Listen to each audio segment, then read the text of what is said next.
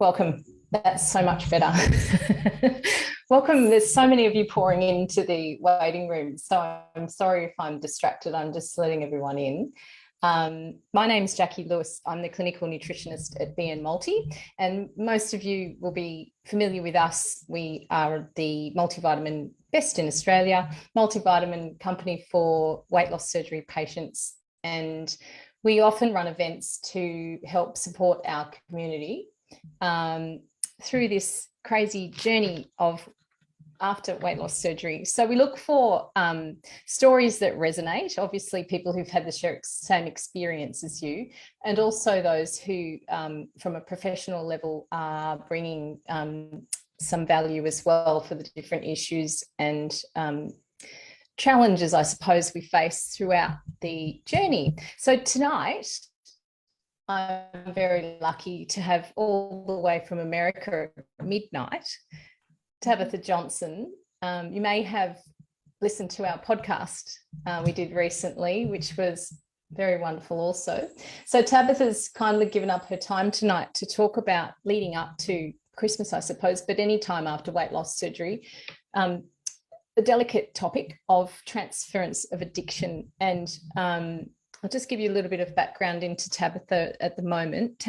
She's also known as the Bari-Boss, which I need to throw that in because I love that, is a certified health and life coach and provides information, coaching and support to pre and post bariatric surgery patients via virtual one-on-one and digital on-demand coaching through the Bari-Boss Academy, which we'll go into a little bit later because we also have a little bit of an offer if you hang around.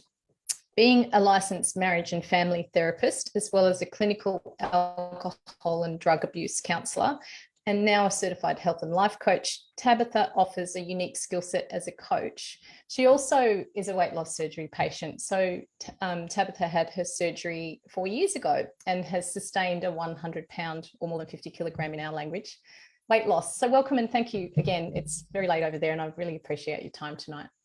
Absolutely. Thank you so much, Jacqui. This is amazing. So thank you. Forgive me if I kind of go off on the tangents. It is midnight. I do have to work a full day tomorrow, but I'm going to do my best to be spot on. So yes, as Jacqui said, I am a licensed marriage and family therapist and licensed clinical alcohol and drug counselor by trade.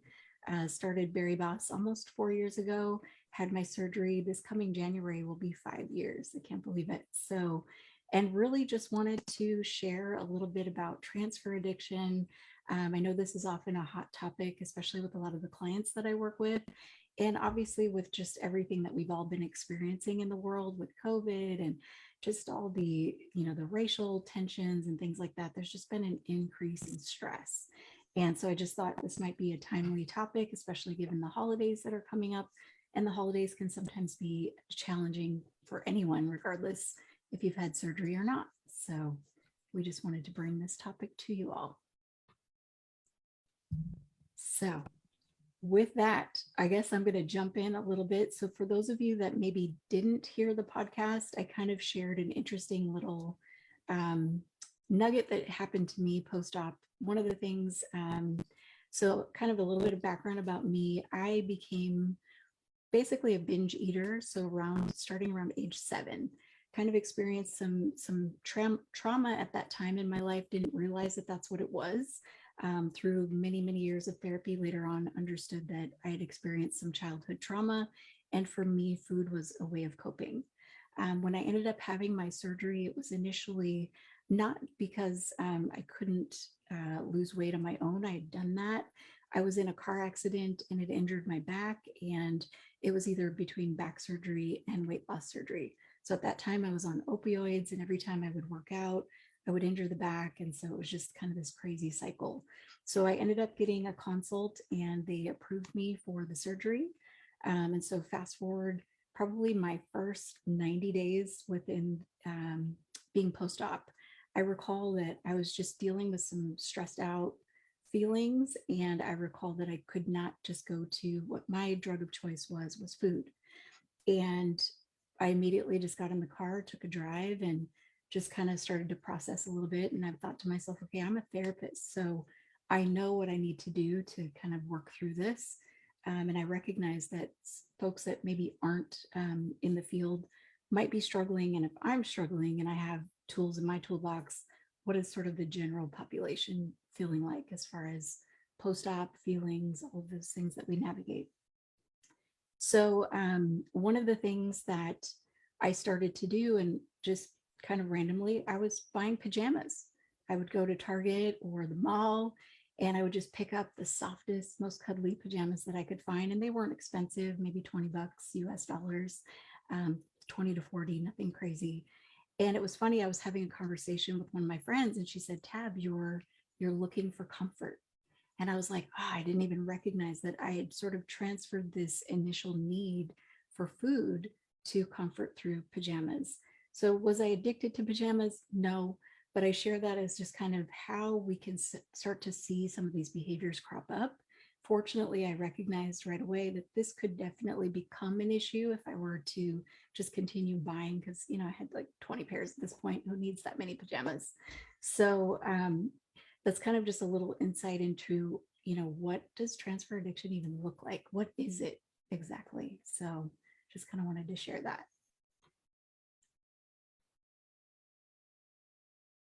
Oh, and I can't hear you, Jacqui. I think you might be on mute.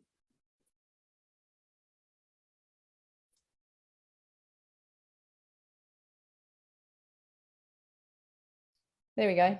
Perfect. I muted everyone, including myself. That's okay. And it's lovely to hear personal count and just how it is like an unconscious thing that you're doing. It's you just think you're out there buying pajamas, and somebody points out to you that it is something that's going on. How regularly do you see that in your line of, you know, your work through the counseling and addiction therapy?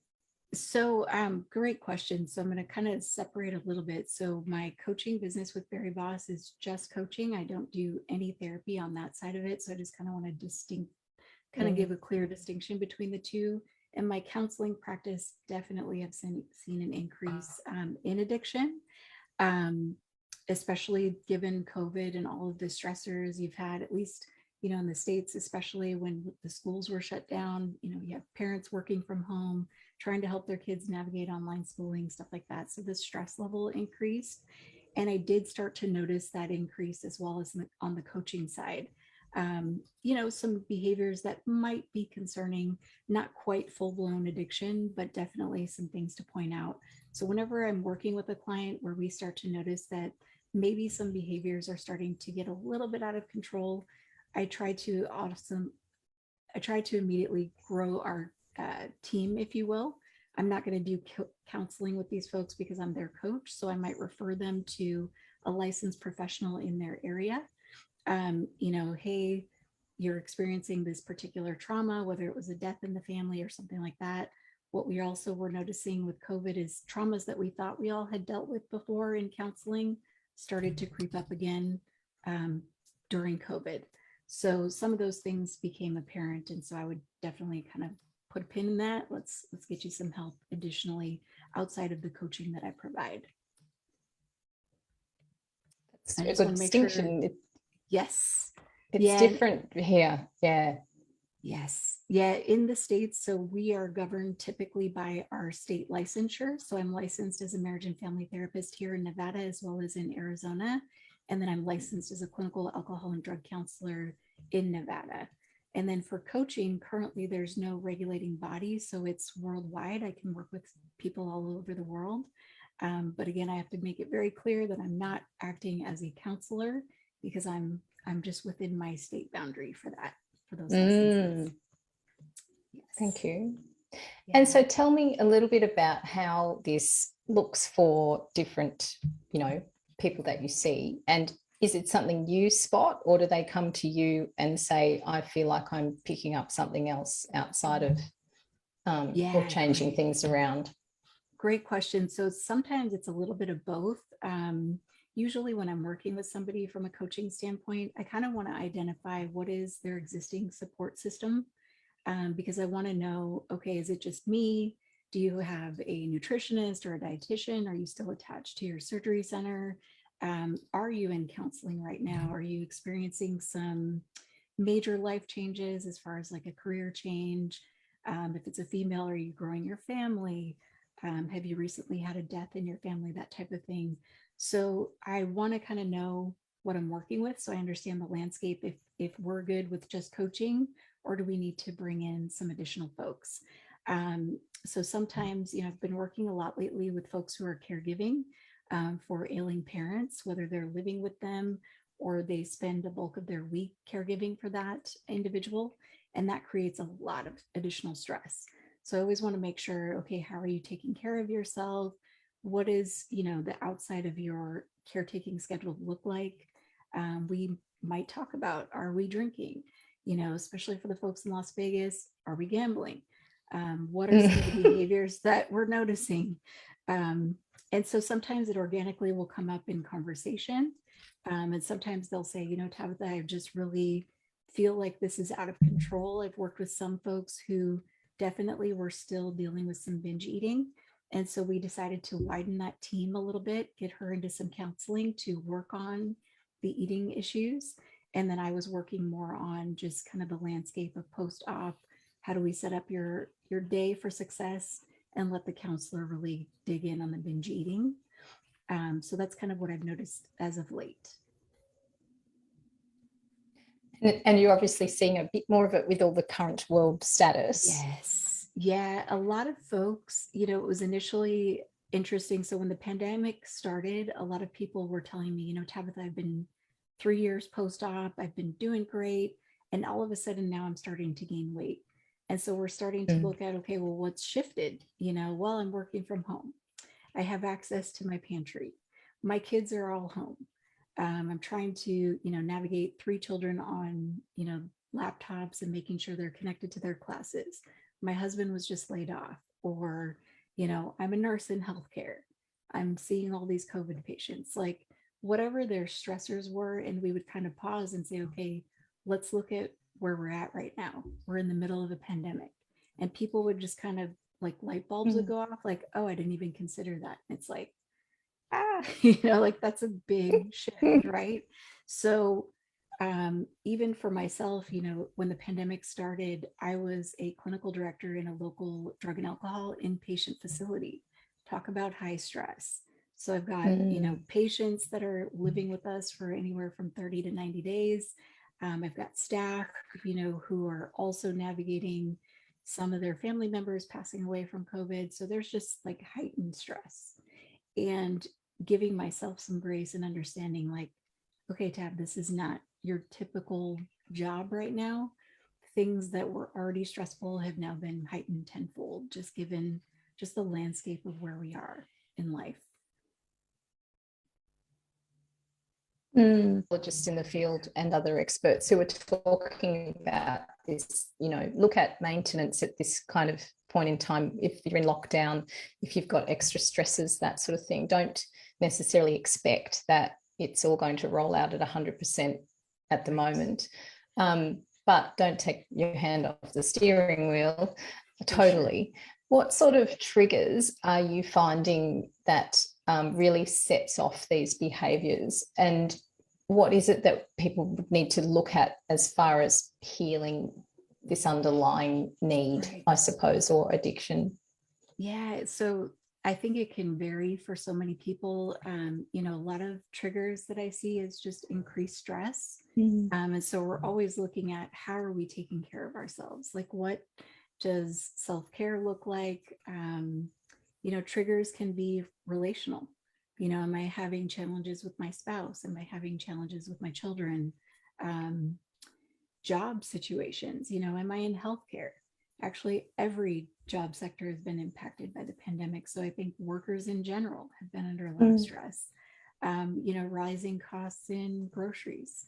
So just, it can be anything. Now we've got the holidays. So are there potentially maybe family members who've passed away and we're dealing with some grief and loss reminders or anniversary dates, if you will? Here in Las Vegas, we had the Vegas shooting that took place October 1st, 2017. So every year we start to see kind of an uptick in substance use and things like that, especially with our first responders. So, there's just so many different things to look out for. And because of course I'm trained in all these areas, my feelers are usually up, and I always want to say, okay, this is now outside of the bounds that I can help you with as a coach. So I want to make sure I connect you to, additional supportive resources in that regard. Go ahead. Oh, I was going to say, we talk about triggers and behavior that might have existed pre-surgery. Yes. Do we talk about the source of those behaviors and their, how we uncover what's happening now, and we, look back? Do we look back, or do we look at ways to move forward? Or do we need to go back first and then go forward? That's such a great question. So I think it's a little bit of both. I think, so many of us have experienced traumas, and many of us thought, like I said before, that these have been handled and tucked away. And I think what we noticed with COVID was a resurgence in a lot of these traumas were coming up. And so I know on the therapy side, I've been getting folks that had been out of therapy for the last few years. They've been doing great. And then they came back and said, whoa, Tabitha, like these are some things that just cropped up again. So, some of it is underlying trauma, but we also do want to look forward because, we don't want to stay in the past, right? And so there's different trauma therapies. And so this is now on the therapy side of things. Some folks that I do work with, I work with EMDR, which is a trauma therapy that stands for eye movement desensitization reprocessing. It's a mouthful. I love it because it's a brief therapy. It really works on specific traumas. So you're not designed to be in therapy for years and years and years. You're just taking the specific trauma, processing that, and then kind of moving on from there. And so why that's important in the coaching side of things, we store trauma in our bodies. So if, I've experienced a previous trauma and maybe my coping mechanism was eating, and now I've had weight loss surgery, and I'm noticing that, these traumas have been triggered, whether by COVID or other things. And eating was my initial source of comfort. I might be looking at other ways to heal or soothe that wound, right? And so that's when you might see things like the gaming might creep up, alcohol, drug abuse, gambling, sex, shopping. I mean, you name it, anything can typically become an addiction. So again, we're looking at how am I coping? What are my coping skills that I'm using now? Are they healthy ways of coping? Or did I just take this, old food addiction and now I've replaced it with something else? Moving things around as such. And is it easy to recognize? So good question. I think the standard, definition of addiction is oftentimes the person who's struggling with the addiction is not usually keenly aware. However, their loved ones might be. So it's kind of like, hey, honey, I've noticed that you've been drinking too much, or I've noticed that you've been shopping too much. And usually the initial comment is, wait, no, I'm not, and so it's a lot of times the family members or close people in that person's life are going to recognize maybe some of the challenges before the person does. And so you're kind of looking at, is this particular addiction impacting your ability to function, go to work, parent, do your daily activities? And some folks can get through life and be very functional, right? But we kind of know that there's still concerns and issues. And so one of the ways that we look to support that is accountability. So just like we're doing right now on this podcast, we're creating community and accountability. And there's people that want to know, could I be struggling with, transfer addiction? What does that look like? What do I do if I am? Right. And I think the biggest takeaway that I want people to understand is that even if you are, you're not alone. There are so many people, myself included. Just because I'm a therapist does not mean I don't struggle with things. I have to keep guardrails around my own behaviors, and I do that in various ways. So I have a group of folks that I work with, just peers, and I say, hey guys, I need you to help me stay accountable to working out. And so we're on a text chain and we're just checking in with each other. Sometimes it's, hey guys, I don't really want to be shopping so much. Can you guys just kind of keep me accountable in that way, right? The second that I start to speak about whatever it is that I'm struggling on, it loses its power because the shame, right? So when I was an overeater, and it's crazy, I just had this conversation with my mom 3 days ago. I was telling her, Mom, before I had surgery, I was going to fast food restaurants 3 times a day, 3 times a day. And I was a licensed therapist at this time, and I was doing in-home therapy with kids in the foster care system. I was navigating chronic pain from, the car accident, and I was 230 pounds. And I remember just feeling like I can't keep going like this. I was also experiencing a grief and loss of my biological father had just passed away. So there was just all kinds of fun stuff that I was dealing with.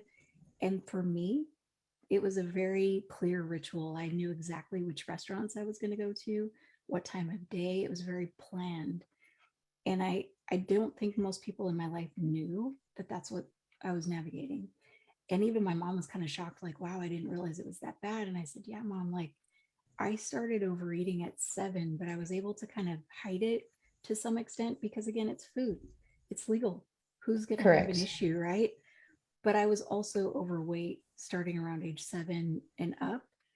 And so for me, there was this constant shame around my body. And I know we're kind of getting into some other areas, but there was just this sense of I can't talk about it because I felt so awful about my own existence that I could not share that with other people. So now I've learned that when I'm struggling with something, I just got to blow the lid off of it, because the second I put some language around it, it doesn't have the control over me anymore.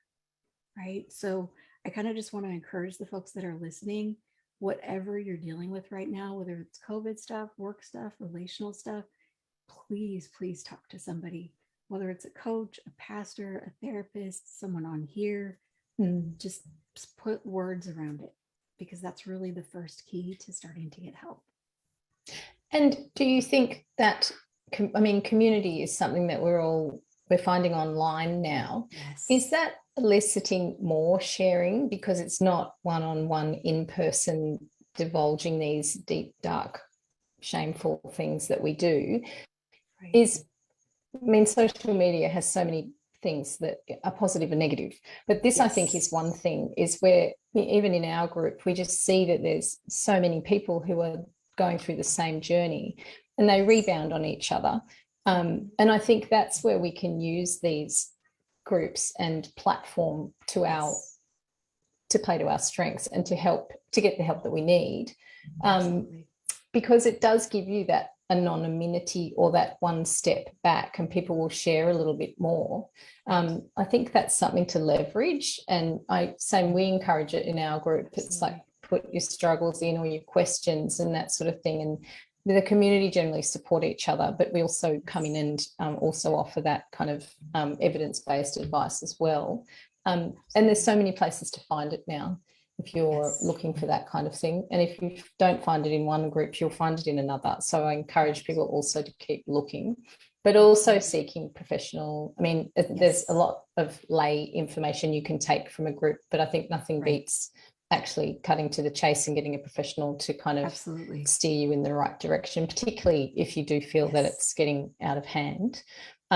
What sort of things I'm just going back over, it's like I've got a list here of different risk factors for these transfers of addiction: history of eating disorders, food addiction, compulsive eating, a history of substance abuse in the family, so whether you've used substances or not, regular consumption of alcohol before surgery, a history of chronic pain or overuse of narcotics for pain management, history of trauma, child abuse or sexual abuse, a history of depression or mood or anxiety related issues, a lack of adequate support or a feeling of isolation, and avoidance of emotion and experiences. It's very easy to fit into one of these categories. So you can see this article I've had, and we've discussed it today, it's a 2016 article, and it's saying that 30% of patients who've had bariatric surgery can revert to this transfer.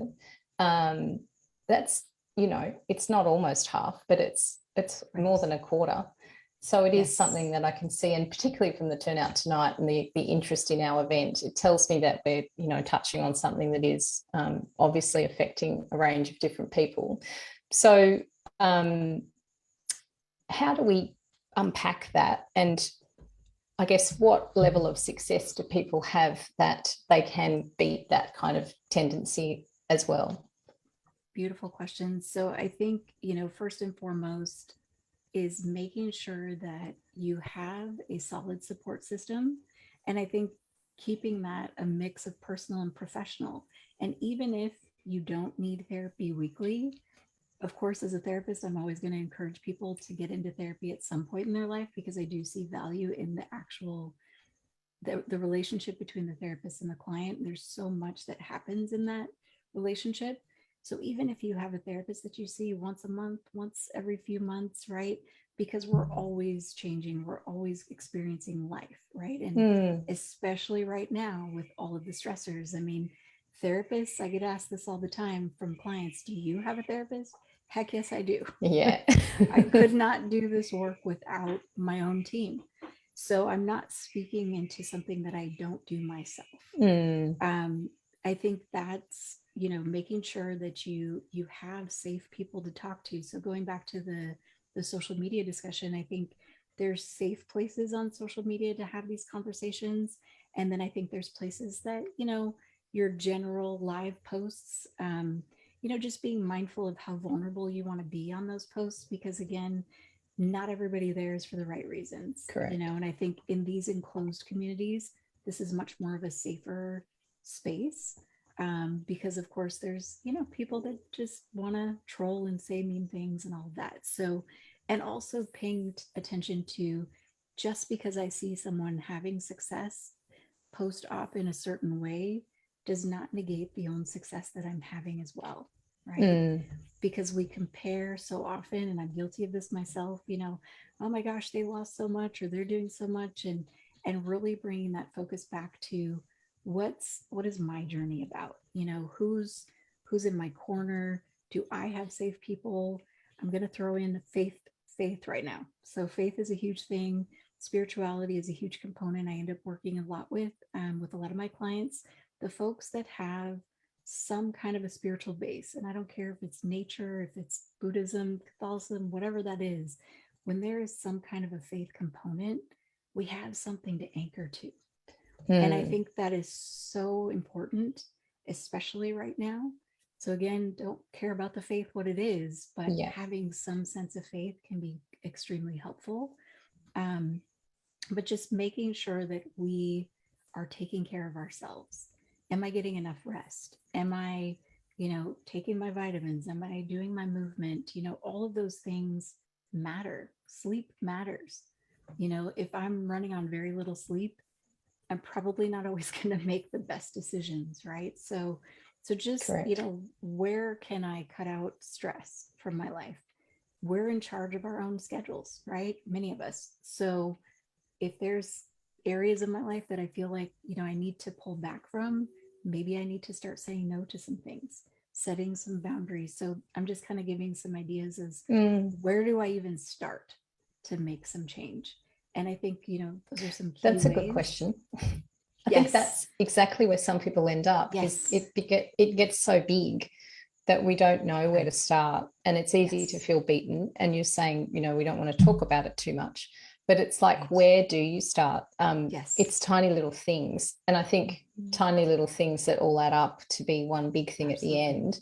And I think that's easy to get stuck in, is that I'm not really doing much about it, or I'm not, you know, maybe you're going to bed half an hour earlier, but the repercussions of that over time are huge. And it's interesting, I was just listening today to Dave Asprey was talking about that, and sleep, and how that affects your glucose sensitivity and your insulin resistance, and then your food choices and all that sort of stuff. So it's like looking at these tiny little things that we do put in place when we are trying to change or to heal in a lot of ways, that it might not feel like you're doing major things, but you actually internally, you could be doing something and it's quite huge. And just more sleep, I think, is from a nutrition perspective, I often start with sleep. Absolutely. If people have got complex health issues and that sort of stuff, and they're coming to me and they want everything fixed, we talk about sleep first, and getting to sleep and staying to sleep. So a lot of the supplements I give in the first little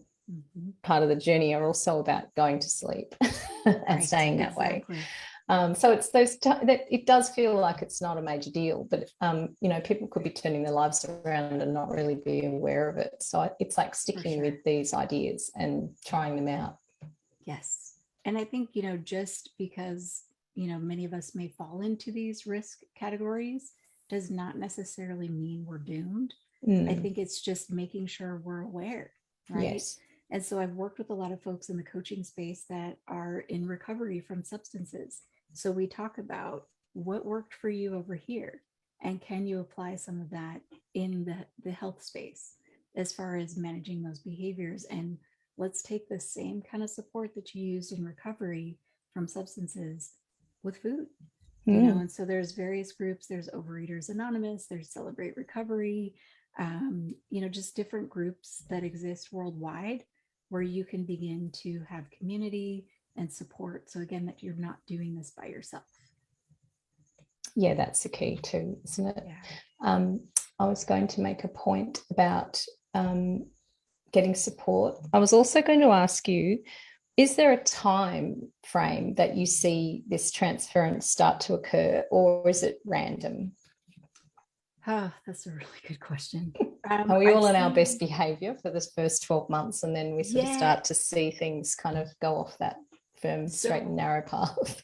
What's interesting is being a part of various chat communities, I kind of can see the red flags with people within those first 6 months post-op.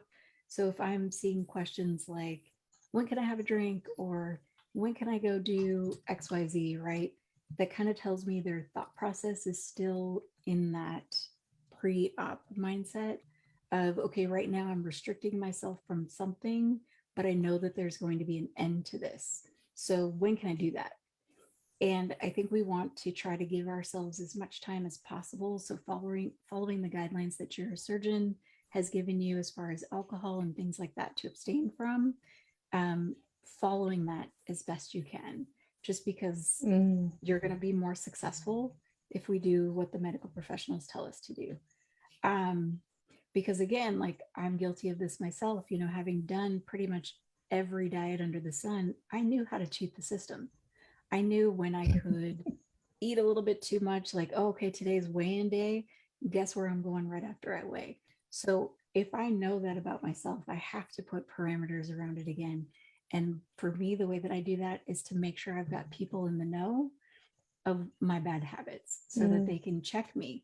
Because just because I'm a licensed professional doesn't mean that I can't be checked. You know what I mean? So in the therapy space, I consult with other therapists just to make sure I have eyes around things. In the coaching space, I'm always talking to other coaches. And again, I have my safe people that I go to, because I think the awareness is key, because we can be some of the best folks when we're in denial, right? Like, oh, I'm good. Yeah. I'm good. Like, even tonight, before I was preparing for this call, I just had a coaching call and we were talking about Thanksgiving and all the leftovers. And I had made this very bariatric friendly pumpkin fluff, but the bowl was still sitting in my fridge. And so I thought, you know what? I'm going to take one more spoonful of this fluff and then it's done. And I poured soapy water in it, and that was it. Because I know, for me, I do telehealth from home a few days a week. So I knew if I sat with that fluff the rest of this week, it was going down. I was going to have that fluff. So, you know, I have to make sure that I'm also setting up myself for success, because I will fall into those same traps as well. And being okay with throwing it away. And we haven't had surgery in my house, and we have the rule where if it didn't get eaten, you throw it away, because it's just going to get eaten. And that's the way it calls my name. And I work from home. So it's like sit in the fridge. And if it's there, I find myself wandering back and forward. And now, that's where denial comes in, is I'll just leave it there and, it's a waste. I won't eat it. And, it's that recognition and understanding yourself and being honest and doing like a total inventory of the things that trip you up and just calling it. And recognizing. So when I do, when there's food in the house that shouldn't be there, I need to either move it. I send it back home with the people it came from a lot of the time, or if there's extra and it's too much for us, I give it to our guests and they can take it home for their dog or their hopefully they don't feed my dog with my beautiful food, but just so that it's not there and it's not, it's not a total waste then. So it's a good thing. I also it's being honest and then looking at what parameters you need to put in place. It's like, if I know I open a bottle of wine and I drink the whole thing, what do I put in place? I mean, can I not have it at all? And that's something you have to be honest about, is I can't open it because I know that I'll just drink the lot. Or how do I have one and know that I can secure the other 3 glasses out of the bottle? Do you have tools in place for that kind of thing? Or so it's funny, as you were talking, I was remembering the acronym and just writing it down so I didn't forget.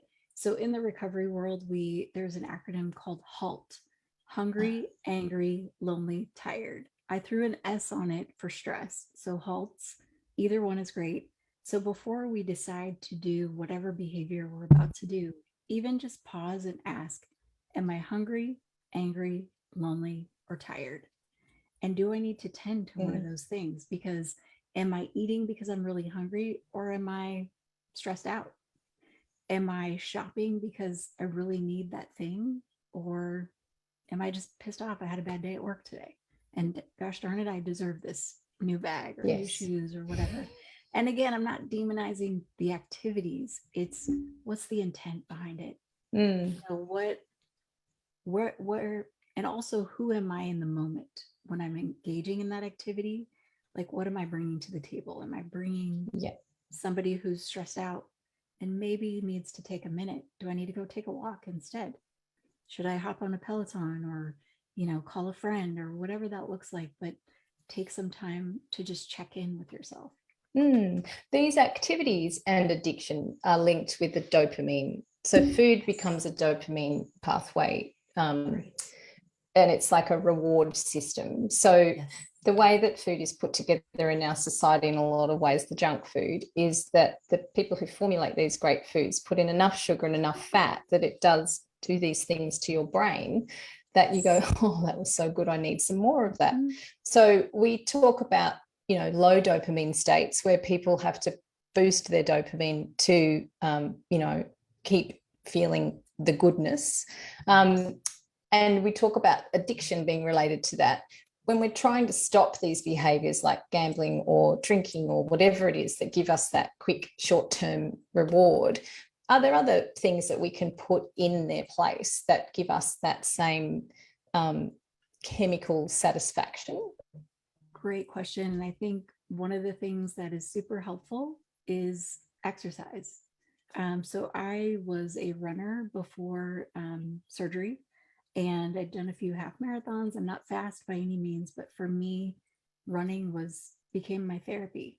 And so on Thanksgiving did a 5K, and I just remember the runner's high, right? Because, we're searching for those good feelings. There's something very addicting about exercise. And I've recently started working with a trainer at the gym. And so now my mind is like, I got to get to the gym. I got to get to the gym because I'm excited and I get to see the progress and all these things. So it's like we're taking this feeling that we might have been getting from food or other things, right? And we can create some similar types of feelings with other activities, such as movement. We talk about constructive, not destructive. So looking at what are you doing? Is it constructive? Is it leading you in the direction that you want to head? Or is it destructive, and is it taking away, costing you more money than it should, or more time, or like precious resources like family time, that sort of thing. But we do talk about that, like not taking something out that gives us that pleasure you can't leave a gap in our human brain that's going to be satisfied with that. You have to find something that's equally or more pleasurable. So it's also, I find, changing your idea of what pleasure is, because I think in the lead up to that kind of process of becoming and qualifying for weight loss surgery, our idea of what's pleasurable and amazing is totally different once we change all those taste buds and change your lifestyle. And and it's not a it doesn't take a lot of time to have those kind of changes take place, but it's like those baby steps, that letting go those habits and that kind of normal for you, and finding a new normal that is as exciting. So an example would be, I used to love Mars bars. I was an overeater when I was a teenager. I had an account at the milk bar. I worked 3 nights a week, and the guy at the milk bar was like, it was akin to the drive-in bottle shop. It was the same thing for me as it would have been if I was old enough. So I would go to the milk bar and buy a chocolate, whatever I wanted, ice cream, whatever, and put it on an account. And he was okay with this. And I think that's kind of negligent. Seeing what I was doing, I was also over exercising, which is pretty lucky, because I think that was kind of balancing things out. But it's looking at, that's just dopamine everywhere. Yes. Eating something, but then shame, and then exercising to kind of help me feel better and more balanced. But it's neurotransmitters for sure. It's like this cascade of up and down and up and down, and seeking something that's going to fill that, whatever it was. Was I lonely? Was I sad? Was I whatever? I just was lucky that it developed into a healthy way of managing food and exercise, which I think is what led me to nutrition. Yes, it's just another extreme form of, talking about food all day long. But it's those kind of things, is looking at, what am I taking out, and why is it my idea of a reward, or why is it so precious to me that I need to do it all the time? And how can I find something new that's constructive? So it takes a bit of peeling back those layers, and maybe slowing down sometimes, and not doing, like I was a doer, I was constantly doing something. So I went to therapy when I was in my 20s, and the first thing they said to me is, you need to learn how to stop. And I was like, so I came up with cross stitch, and she's like, no, that's not stopping. Right. And, it was just passive doing, it was just not running. So, you look at different ways to come up with these outlets that give you that kind of reward as well. And we can talk about that in the group. We talk about kind of changing things out and trying something new. I had one more question, is why, I wrote it down and I've got them all over my pad here. I was asking before about when it starts to surface. So I tend to see a lot of folks around the second year, like so mid first year to into the second year, where it's like, okay, we've got our sea legs, we kind of understand what we need to do. And typically we just go back to the basics, right? And so, many of our surgery centers, so I went to Blossom Bariatrics here in Las Vegas, love them. And they gave us the Blossom binder, which basically just gives us kind of a roadmap of what to expect pre, post, all of that. And as far as guidelines for nutrition. So we kind of say, we just need to get back to kind of the basics, what did the surgery center let us know in terms of diet and things like that to do. And then I'm again looking at, what is the landscape of that person's life? Is it high stress? What can we add in to balance some things out? Sometimes it's as simple as some mindful breathing. Do I just need to, like you said, pause and just stop, right? Because maybe I'm going. And I think especially for women, I'm just going to say it, I'm a woman, right? We tend to wear multiple hats. And sometimes we think we can do it all. And depending on the season, we're really good at balancing all of those hats. And sometimes we just need to let some of those hats go. And so there's even some grieving in that. And then there's shame in, well, I should be able to do all these things. This mom over here is doing this, so we can get caught up in that.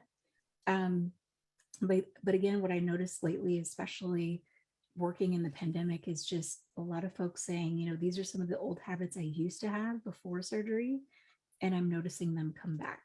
So it's hard to know, is it the chicken or the egg? Is it the pandemic that created this? Or is it just the time, you know, post-op that we're noticing, or a little bit of both? But again, just paying attention to what are some of the habits that maybe I used to have that I thought I got rid of. And now we just need to kind of reevaluate here and kind of put some things in check. And one of the things I wanted to mention, so I really try to educate more on the counseling side, but a little bit on the coaching side. What are my feelings that I'm feeling right now?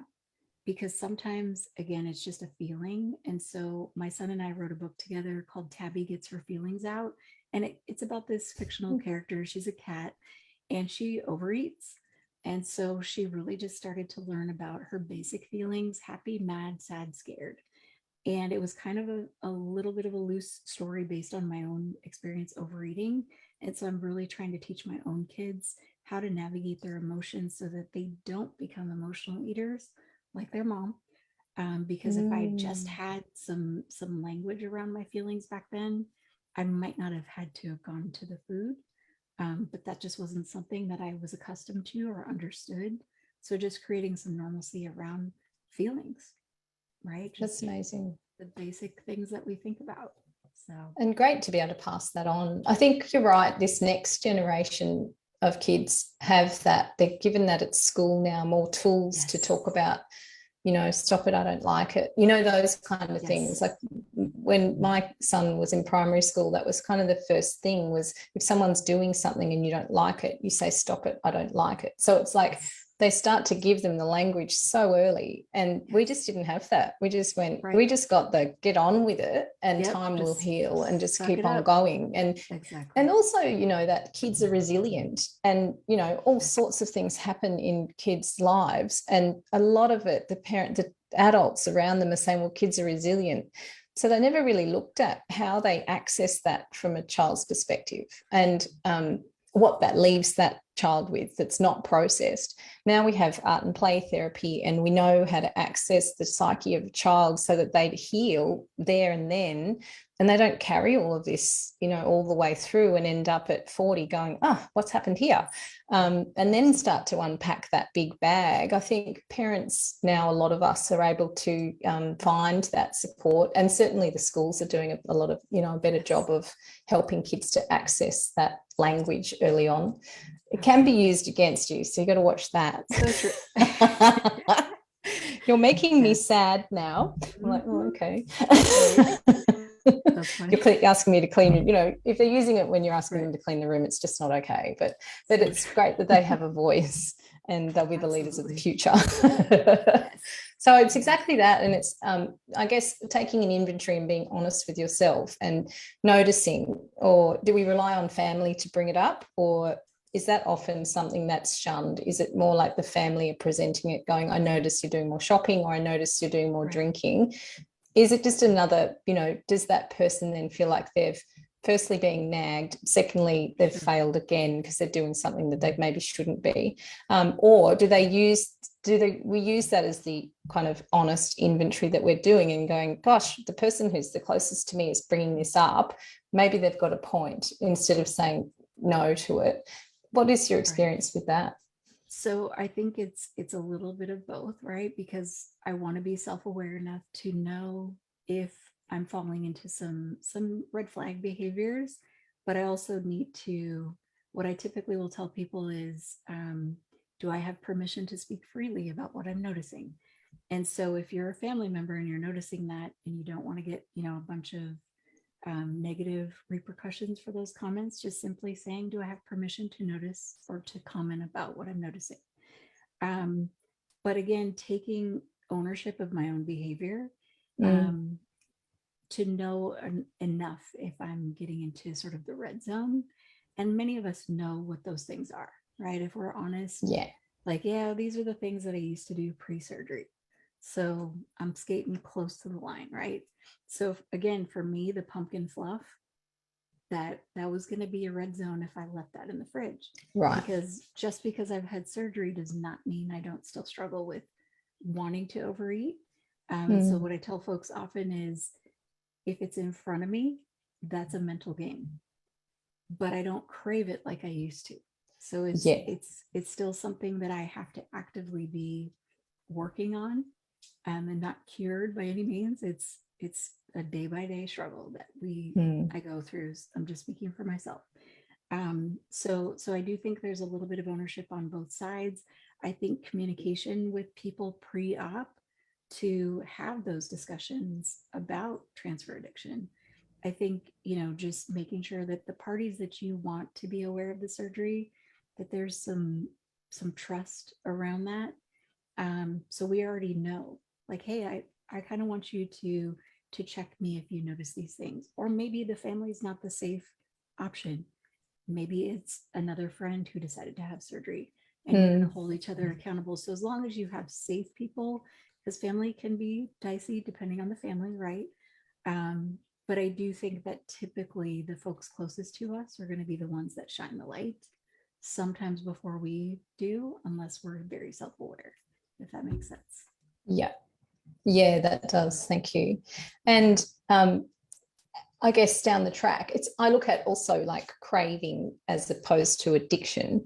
And a lot of it, even from a nutritional standpoint, I look at craving is either we're eating too many carbs, refined carbs, not enough protein, not enough fat, which will set you up for craving. Not enough sleep will set you up for craving. So it's like, if you have this underlying tendency for addiction, you also have to have all your ducks in a row to know that biochemically, how do you set yourself up to avoid this cascade of events that will lead you to wanting that thing. So it's like making sure you start the day with enough protein on board and some good fats that will leave you feeling, satisfied and not starving in the middle of the afternoon, or, self-care enough that you're aware that you need to take protein snacks with you so you don't get caught out. And a lot of it is putting yourself first. We talked about that. It's like, I think a lot of people in our community, they've never really not needed to, but they've never considered themselves first, to make yourself a priority. So it's also that, it's like reprioritizing, how do I do me? And then how do I set myself up that I'm not craving and leading myself to addiction again? So it's a whole lot of, as we say every podcast and every session, there's a whole lot of factors at work that are to lead you down that path, and recognizing it. There's some genetic connections to addiction they're finding as well. So it's familial. A lot of individuals with, ADD, ADHD, they have, because it's a dopamine pathway issue, they have a lot of tendency for addiction. So it's recognizing your personality type and your own, genetic and physical makeup, and playing the game to, find the strengths in that as well. I was going to hit the chat box. Is there anything else you would like to cover, Tabitha, before we go through any questions that they've left for you? I think we pretty much covered everything. So I'm ready for the questions. There's a few. Are there good substitute or transfers for food addictions? We talked about, removing one destructive and putting in a constructive. Do you have any specific suggestions for that kind of thing? Honestly, a lot of yoga, meditation, using your senses, because I think for many of us, the food, it was like, oh, we love the taste, right? But how can I invite my other senses into play? So whether that's getting out into nature, do you have pets? Can you spend time with your pets, even playing with your kids? Like those things that are going to make us feel good. Again, spirituality. So there's different areas that we can go in to really help find fulfillment outside of the food. That's a good one. And I think, coming up to this time of year where some families are just so food driven that Christmas is planned around what are we going to eat? And it's months in advance that they're talking about it. And that can be hard. I mean, and we did have a comment in the chat where it was brought up that family can enable these addictive tendencies as well. So saying that, do we reach out to family, or are they just kind of a carbon copy sometimes? Yes. But yeah, looking at like, Very how do true. we navigate that when our ideas have changed about, you know, we get together for the people now, it's not so much about the food, and it's, you know, we still need to sustain ourselves, but that's kind of where food hits the spot. What do we do in those situations when we're navigating that, the same old mindset that we've grown up with, I suppose, and now we're coming in with something quite different? So that's a really good question. And I also think it depends, does the family know that we've had surgery? So depending on how you're navigating that. But I think, again, setting some clear boundaries. So maybe you're going somewhere to a family's home for the holiday, so you're not necessarily in charge of the meal, but making sure that you've got your own protein with you. Or maybe you can bring in a side dish, so you've got some things that, some healthier options. And again, learning to say no. You know, sometimes it's tough. Like when we go back to our family of origins, for many of us, it's kind of like we're kids again. And we're now back under, you know, the rules of our parents, or whatever that looks like. But we have changed. And so that is going to shift the dynamics of the relationships in the family. So you have to kind of decide, like, I really would say just go in prepared. So whatever that looks like, whether that's I need a couple of therapy sessions before I navigate going home, you know, or I'm going to bring some tools with me, some adult coloring books, or, you know, hey, I'm going to go out on a walk. I need to separate myself from the group. Break it up. Whatever works for you in those environments, but making sure that you have certain outlets. If it's calling a friend, if it's texting your coach, if it's, you know, again, like I said, additional therapy beforehand or right after.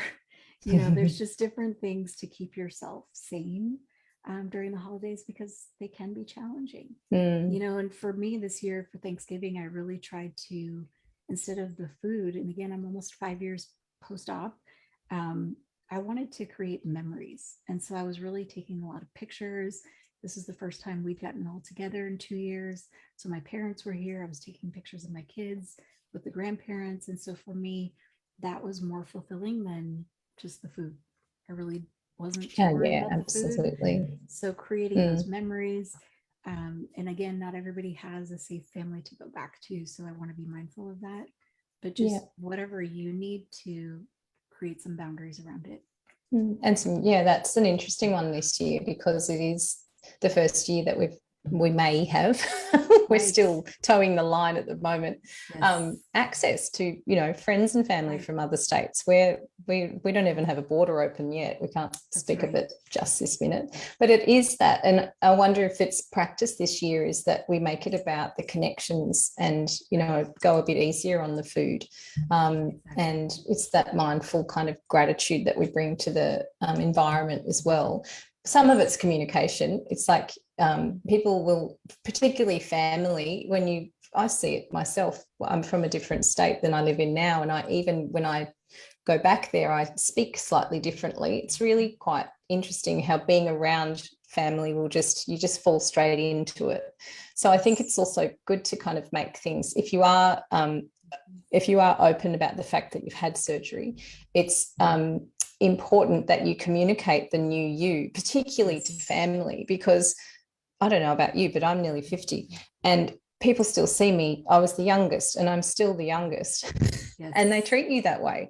So you get together and it's the same dynamic, unless you say, hey, I'm an adult now and this is my thinking around that, or no, my thoughts have changed around that subject or whatever, because also we live apart. So people do change, and particularly when you've undergone a journey like this one. So I think it's almost, if we are upfront about it, it's our responsibility to communicate kind of the changes that we've made and what we're noticing and how we're enjoying it. And a lot of people talk about, you know, they get the feedback from the family, oh, you're too skinny now, or you've lost too much weight, and I think we're always going to get feedback that, you know, people feel quite obliged to give us for free without asking. And all you can say is thank you. Like what would you know, there's some good things to put in place, is these measured responses to things that people who haven't shared the same you know, a lot of it is they'll, oh, you took the easy way out. That's a big one that I hear people talking about their families are throwing out. You took the easy way out. And I guess too, it helps some people who are still stuck in obesity, who haven't made this grave step. It kind of validates for them that they are safe where they are. They've made the right choice in staying there by saying to you, you've done the wrong thing. So you have to be aware of that, and the kind of not ulterior motive, but the underlying message that keeps that person safe in their own decisions to stay where they are. And, you know, they might not be happy with where they are, but they're validating that as well. Yes, it's smiling sweetly sometimes and just nodding and thanking. And then going for a run. I will be right back.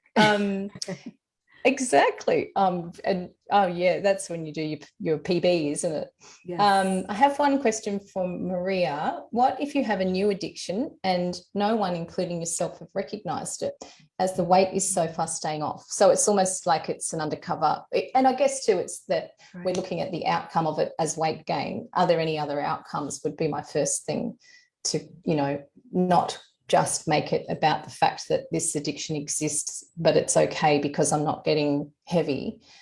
I might not be getting up in the morning and feeling myself because I've been drinking too much, that sort of thing. Sure. Yeah.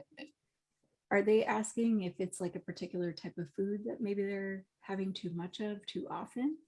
I wasn't sure. Yeah, it just says, what if you have a new addiction and no one, including yourself, recognized it because the weight is so far staying off? Okay, because that makes me think it might be food related. So again, I'd probably be looking at more about a new addiction sneaking in. So how do you recognize like that? Yeah. Is it new pajamas? Right. Like, yes. You know. I think probably first off, I would want to know how much time is this thing taking? And am I thinking about this activity or this thing a lot, right? Because typically when we're dealing with addiction, it takes up our life, right? So it's in my headspace when I wake up, when I go to sleep. And so I'd want to know what that time looks like. So are we kind of close to the red zone? Have we already crossed the red zone? Because the fact that they're asking me makes me think we might be in the red zone and they just want to know, like, is this an issue, right? And so if I had to be honest with myself and say, okay, if I'm thinking about something too much, there might be an issue here, then I'm probably going to say, maybe communicate with someone you trust to get some feedback on, you know, someone safe. Could be a licensed person, could be just a safe friend who maybe even understands the surgery, just to see, am I looking at something here? Yeah. And if the answer is yes, then I would definitely seek some professional support around it. That's good feedback. I was just going to say, when we've done things excessively, whether it's excessive eating or excessive exercising or excessive, you know, motorbike riding, whatever it is, we don't always recognize what the normal level is. So you're right. When something else is sneaking in, it's good to have that reality check of what is the normal level of this, whatever it is. Not normal, because nothing's normal, but it's like, what kind of typical range are we working in that would make it just a standard thing that I'm doing and not something that I'm doing excessively? Because you're right, you might not recognize it. Right. I know alcohol consumption in our country, the understanding of excess is quite, you know, when you look at it from a clinical explanation of what alcoholism is, it's not very hard to fit into that umbrella.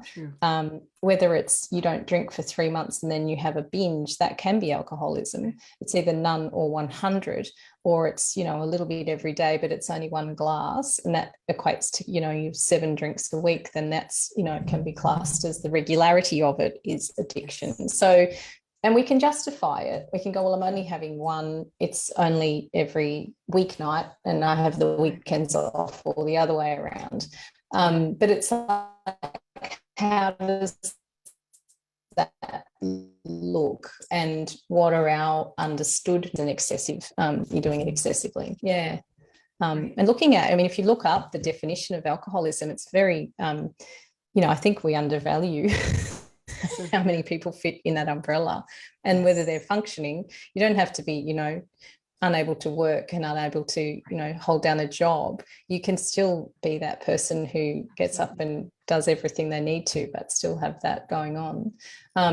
Which I think is easy then to justify that it's not impacting your life. But if you cut beneath the surface just a little bit, it's not far below that you see that it's certainly, you know, at work there as well. I'll just have a look and see if we've got any other questions, and then we'll wrap up for you and send you back to bed. That's right. I'll do some notes on sleep during the week. I've done a lot of blogs and some sleep hygiene charts and that sort of stuff. I'll put them in the group. People are finding that I've found I'm snacking more and not finding any pleasure from meals or food in general. Therefore, I'm not eating more and not satisfied.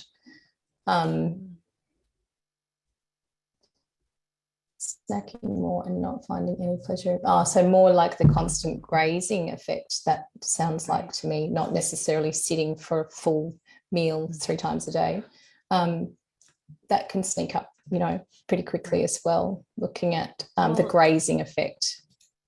Absolutely. And even creating some mindfulness around the meal times, you know, so I'll tell folks, you know, what about adding some flowers on the table, some music, really enjoying the meal, because it's not just about the food.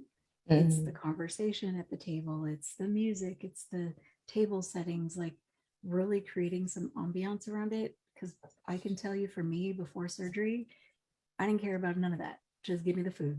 Yeah. I just, you know, I wasn't even tasting it. It was just consumption.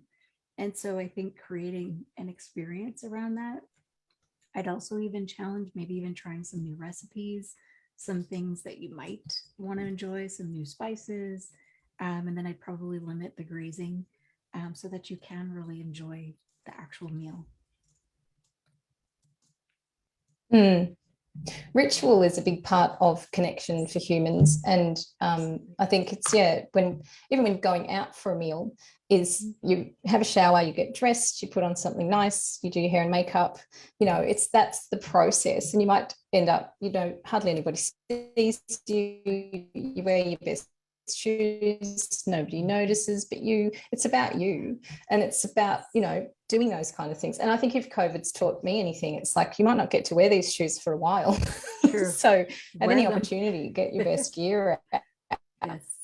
Because it's in the cupboard for a couple of years. It's like I don't really care what everyone else is wearing. It's like I wear what I feel comfortable in and how I want to feel that day. So it's and I notice that more now. It's either a bit more casual because people are entertaining a bit more at home, or it's when you do go out, it's a bit more of a song and dance, because it's a real, you know, it's a privilege that we didn't have for a while. Yes. So it's looking at ways of creating ritual, you know, in the going out, but also at home, and reminding. I mean, some families, and the research on that is families eating at the dinner table, the level of obesity in the kids who have a meal with their family over the long term is a huge, big difference in the connection around food rather than the actual food. And looking at ways of presenting food and different flavors that you like, and, you know, finding maybe different continents where the food, you know, Middle Eastern or Mediterranean, that sort of thing. I'm aware of the time, so I think we've answered most questions, and if we haven't, we'll post them in the group, and you're in our group anyway, so if you've got questions that were unanswered tonight, please let Tabitha and I know. And thank you. I so appreciate your time and your expertise in this. It's a topic that's obviously resonating with everybody. So we'll be in touch and revisit that again. I'll also post the link to our podcast that we did recently in underneath the connection here. We'll also repost this video towards the end of the week once it's been cleaned up and edited. Awesome. So you'll see it all again. Thank you so much. I really appreciate your time. It's wonderful. Thanks, Tabitha. Enjoy your night. And thank you, everyone. Yeah, we've had a mix of professional and part of our community as well, which is great. So thanks, everyone, for joining us. And we'll get back to you with our next live for next month very shortly. Take care. Happy holidays. Bye. Happy holidays.